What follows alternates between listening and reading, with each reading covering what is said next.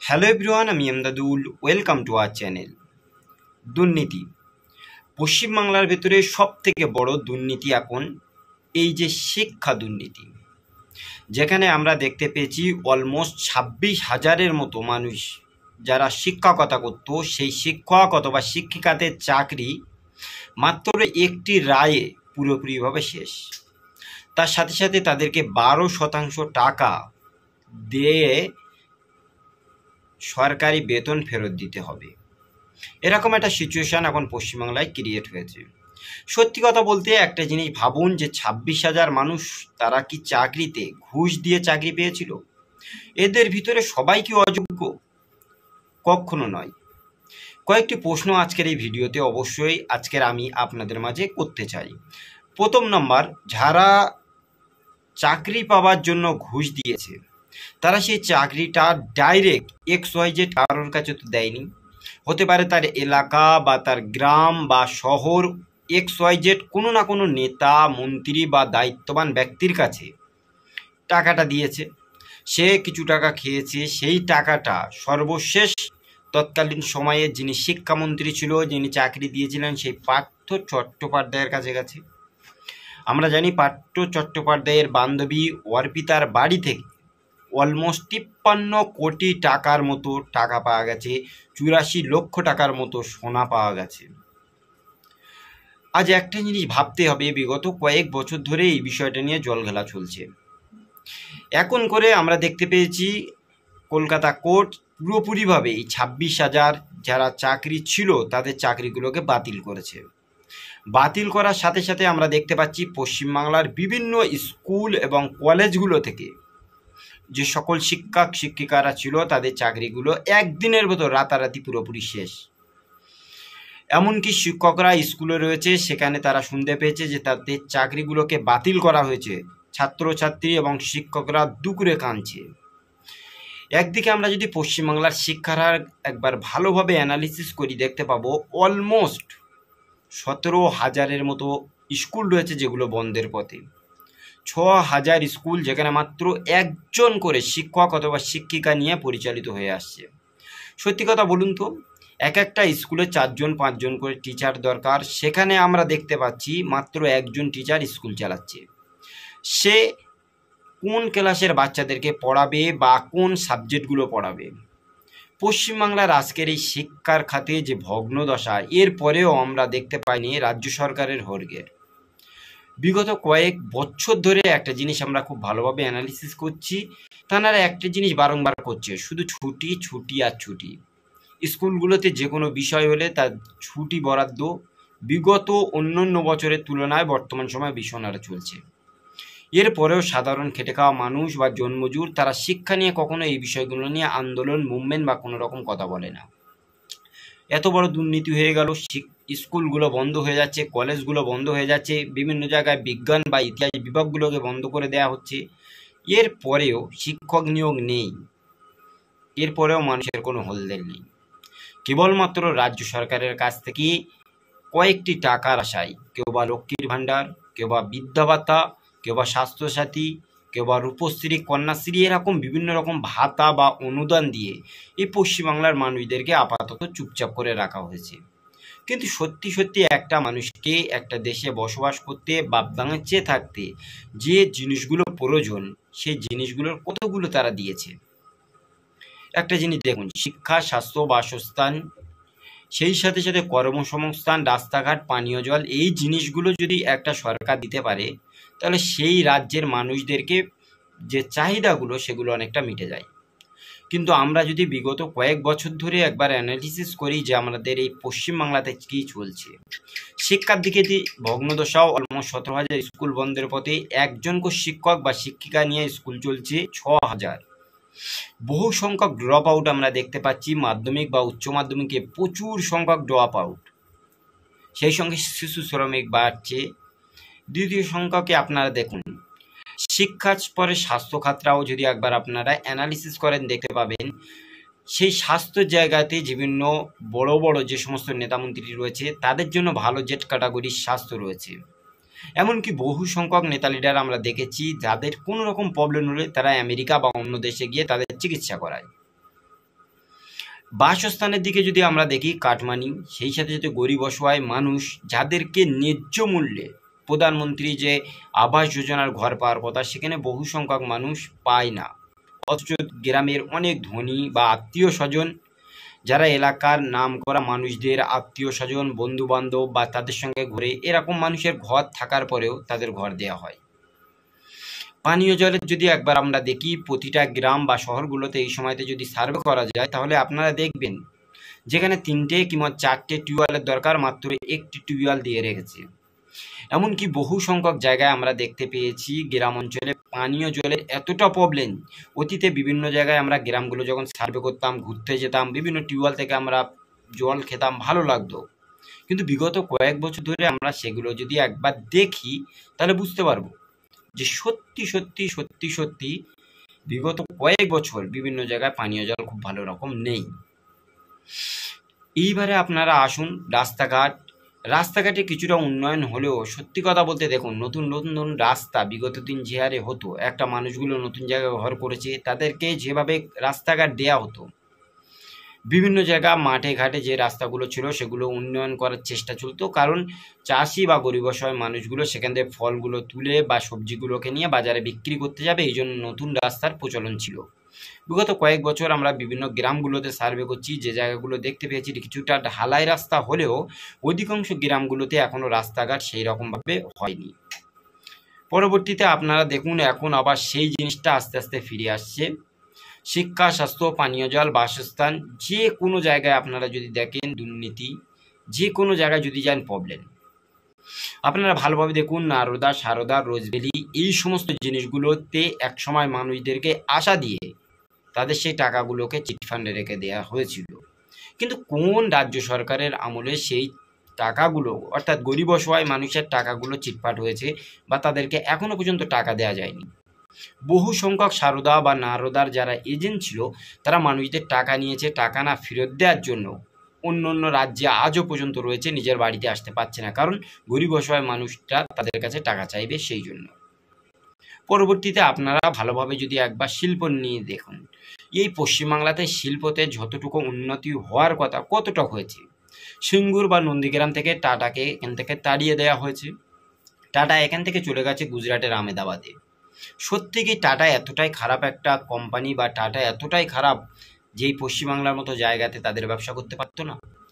আমরা জানি ভারতবর্ষের যে সমস্ত হাতে গোনা বড় বড় কোম্পানি রয়েছে, তাদের ভিতরে কিন্তু নাম্বার 1 বা দ্বিতীয় নম্বরে সার্ভাইভ করে টাটা গোষ্ঠী। এই টাটার রতন টাটাজি এত সুন্দর সুন্দর কাজ মানুষদের জন্য যে সমস্ত কর্মসংস্থান তৈরি করেছে, সেই জিনিসগুলো তো পশ্চিমবাংলাতে অ্যাপ্লাই করা যেত। অথচ সিঙ্গুর বা নন্দীগ্রামটাকে আন্দোলন করে মুভমেন্ট করে রাজ্য সরকার ক্ষমতায় এসেছে, কিন্তু সেই সিঙ্গুর বা নন্দীগ্রামে এখনও পর্যন্ত কোনো কলকারখানা হয়নি, বা চাষের যে জমিগুলো সেই চাষের জমিগুলো চাষিদের মাঝে বন্টন করে দেয়া হয়নি, তারা নতুন করে সবজি বা চাষ করতে পারে। তাহলে নিজেদের জমিটা সেই জায়গায় ঝুলে রইল, যদি সেখানে কর্মসংস্থান হতো, নিজেদের ফ্যামিলি বা পরিবারে কেউ চাকরি পেত, কর্মসংস্থান পেত, কিংবা চাষের জন্য যদি জমিগুলো ফেরত দেওয়া হতো, সেখানে চাষবাস হতো, কিন্তু সমস্ত দিকে এখন ধোঁয়াশা। যে কথা বলছিলাম সেই কথা আবার ফিরে আসা যাক। 26,000-এর মতো মানুষ যারা শিক্ষক শিক্ষিকা, যাদের চাকরিটাকে চলে গেছে আমরা দেখতে পেয়েছি, তাদের বাড়িতে পরিবার রয়েছে, আত্মীয় স্বজন রয়েছে, তাদের এই টাকা দিয়ে সংসার চলত, তাদের এই টাকা দিয়ে ইএমআই রয়েছে, ঘরের রয়েছে, বিভিন্ন রকম লোন রয়েছে, বাচ্চাদের টিউশনি রয়েছে, নিজেদের বাজার সমস্ত রকমের এই টাকা দিয়ে মেনটেন করা হতো। কিন্তু হঠাৎ যখন এক একটা মানুষের চাকরি চলে গেল, 1-2 জন নয়, অলমোস্ট 26,000-এর মতো মানুষ, এরা তো পুরোপুরিভাবে পথে চলে আসবে। এদের আত্মীয় স্বজন বা এদের যারা রয়েছে ফ্যামিলিতে, তাদেরকে কিভাবে সংসারের যাবতীয় খরচাটাকে কিভাবে তারা তুলবে? সেই সাথে সাথে আমরা কয়েকটা জিনিস এই সময় দেখতে পাচ্ছি, কারোর এই বিয়ের ব্যবস্থা ছিল, কিন্তু তাদের বিয়েটাকে পিছিয়ে দেওয়া হচ্ছে বা ভেঙে দেওয়া হচ্ছে, এই কারণে যে তাদের চাকরিটা চলে গেছে, তাদের চাকরি নেই সেই জন্য। একটা জিনিস ভালোভাবে আপনারা বুঝুন তো, রাতারাতি একটা হঠাৎ যেখানে সাজেশন চলে এসলো, 26,000 মতো শিক্ষক এবং শিক্ষিকার চাকরি চলে গেল, তারপরে এত সংখ্যক মানুষের যে পরিবার, তারা কিভাবে 12% টাকা সুদ দিয়ে ফেরত দেবে, তারা টাকাগুলো কোথায় পাবে? সেই সঙ্গে সঙ্গে কিছু ভিডিও আমরা দেখতে পাচ্ছি কিছু সংখ্যক নেতা লিডারকে ধরে রাস্তায় হেনস্থা করা হচ্ছে যে আমরা আপনাদের কাছে টাকা দিয়েছিলাম চাকরি পাওয়ার জন্য, আমাদের চাকরিটা চলে গেছে, আমাদের টাকাটা ফেরত দেন। বহু সংখ্যক অযোগ্য ব্যক্তি যারা জমি জায়গা বিক্রি করে ভিটে মাটি বিক্রি করে টাকা দিয়ে চাকরি পেয়েছিল, এই সময় সেই সমস্ত মানুষদের কাছে গিয়ে ধরাধরি করছে, মারধর করছে যে আমার টাকাটা আমাদের ফেরত দাও, কারণ আমি আপনাকে টাকা দিয়েছিলাম কিন্তু আমার চাকরিটা শেষ।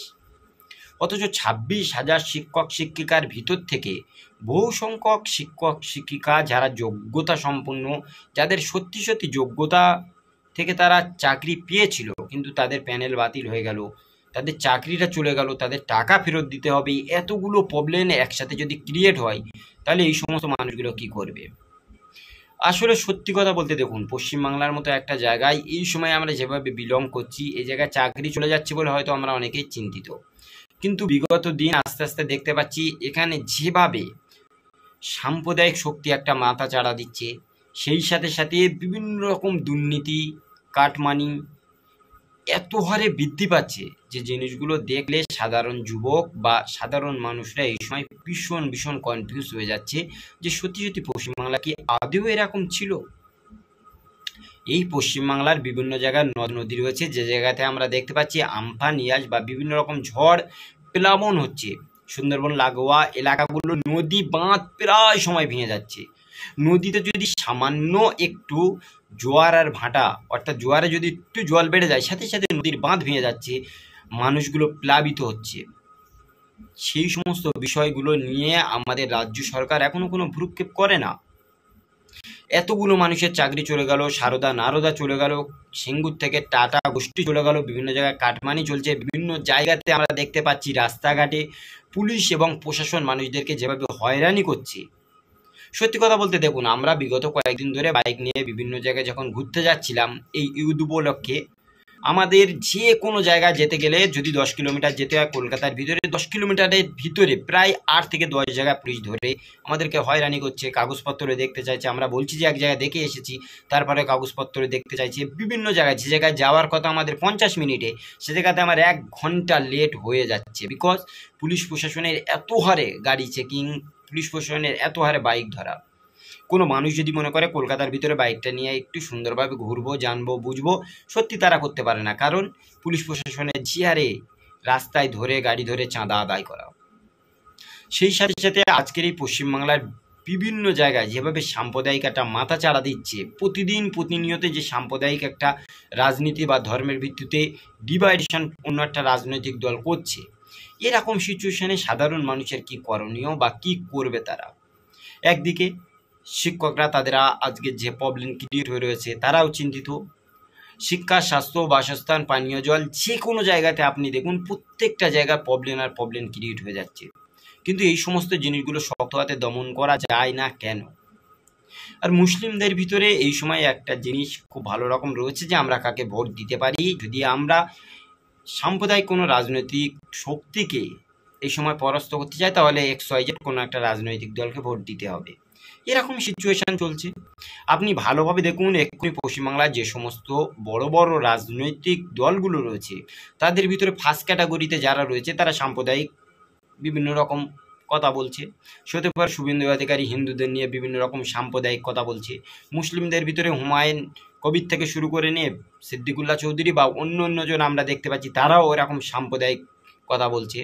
ছোট ছোট যে সমস্ত রাজনৈতিক দল রয়েছে তারাও এরকম ঢিলে অকালে বলতে পারছে না, কারণ একটাই, তাদের রাজনৈতিক দলের একটা ভোট ভাগাভাগি বা ভোটটাকে হাসিল করা, সেই জন্য মানুষদেরকে মন জুগিয়ে চলছে। সুতরাং এরকম একটা সিচুয়েশানে চাকরি চলে গেছে, এতগুলো মানুষ সোশ্যাল নেটওয়ার্কে দেখে, যেখানে শিক্ষকরা নিজে থেকেই পোস্ট করছে যে তারা এসে ক্লাস করেছে, ছাত্রছাত্রীদের সঙ্গে কথা বলেছে, হঠাৎ তাদের চাকরিটা চলে গেছে। সেই যে শিক্ষক সেখান থেকে এতগুলো শেষ, 26,000-এর মতো শিক্ষক, এত স্কুল বন্ধ হয়ে যাচ্ছে, এত স্কুলে শিক্ষক নিয়োগ নেই। আর আবার যদি 26,000 শিক্ষক বা শিক্ষিকাদের চাকরি চলে যায়, সত্যি কি স্কুলগুলো বা আমাদের পশ্চিমবাংলার শিক্ষা খাতটা বেঁচে থাকবে? তাহলে এখন করণীয় কি? বিগত অনেক বছর ধরে আমরা দেখতে পেয়েছি বিভিন্ন স্কুলগুলোতে ভালো রকমভাবে শিক্ষক বা শিক্ষিকা নিয়োগ নেই। বহু সংখ্যক স্কুলে দেখেছি যে সমস্ত শিক্ষক বা শিক্ষিকাদের রিটায়ারমেন্ট তাদের রিটায়ারমেন্ট নেওয়া হয়ে গেছে, কিন্তু সেই রিটায়ারমেন্টের জায়গা তো নতুন শিক্ষক বা শিক্ষিকা নিয়োগ হবে, কিন্তু শিক্ষক এবং শিক্ষিকা নিয়োগ নেই। তাহলে এরকম একটা সিচুয়েশনে কিসের জন্য আমাদের রাজ্য সরকার এখনো পর্যন্ত ভালো রকমভাবে চাকরি দিতে পারছে না? কিসের প্রবলেম? সত্যি কি পশ্চিমবাংলায় শিক্ষিত যুবকই নেই যারা সঠিকভাবে চাকরি পাবে? আজ আপনি পশ্চিমবাংলা যেখানে যাবেন, যে কোনো জায়গায় চলুন, থানা থেকে শুরু করে নিয়ে হাসপাতাল থেকে শুরু করে নিয়ে সেই সাথে সাথে যে সমস্ত বড় বড় জায়গা রয়েছে মানুষদের প্রয়োজনীয় দরকার, সেই জায়গাগুলো চলুন, কিভাবে ঘুষের রমরমা চলছে। মানুষ এর জন্য একবারও স্ট্রেট ফরওয়ার্ড কেউ দাঁড়িয়ে প্রতিবাদও করে না। একটা বাচ্চা যদি কোনোবার জন্মগ্রহণ করে, সেই বাচ্চাটা শুধুমাত্র জন্ম সার্টিফিকেট নিতে গেলে একটা মানুষের 5, 10 বা 15 বার পর্যন্ত এমনও সময় হাসপাতালে যাওয়া আসা করতে হয়। গরিব অসহায় আনপড়ুয়া মানুষ বারংবার যাবে, একবার যাবে গিয়ে ফর্ম আনবে, অন্যজনের কাছে ফিল আপ করে জমা দেবে, আবার যাবে সেখানে একবার ডেট নেবে, এরকম করে করে প্রতিনিয়ত তাদের যে হয়রানি করা হয়, সেই জায়গাগুলো আজকের কীভাবে সংশোধন করা যাবে? আজকের দেখুন, শিক্ষা খাতে 1-2 নয়, 26,000 শিক্ষকের চাকরি চলে গেছে। বহু সংখ্যক বেসরকারি চাকরি আমরা প্রতিনিয়ত যেতে দেখেছি, যাদের কোনো টিসি নেই, যাদের কোনো কথা নেই, কিছুই নেই, হঠাৎ তাদের চাকরি থেকে ছাঁটাই করেও দেওয়া হয়। এরকম একটা সিচুয়েশনে আমাদের এই পশ্চিমবাংলার মতো জায়গায় মানুষদের কি করণীয়? সত্যি কি মানুষ মুখ খুলে কথা বলতে পারবে না? প্রবলেমগুলো নিয়ে কি কথা বলবে না? আজকের এই ভিডিওটা সম্পর্কে আপনারা আপনাদের মূল্যবান মতামত পুরোপুরিভাবে একদম তুলে ধরবেন। অবশ্যই আমরা আপনাদের কমেন্ট পড়ে আগামী দিন ভিডিও জবাব দেওয়ার জন্য চেষ্টা করব। আর আজকের এই ভিডিওটি এই পর্যন্তই। দেখা হবে অন্য কোনো দিন অন্য কোনো টপিকে। সকলে ভালো থাকুন, সুস্থ থাকুন। Thank you.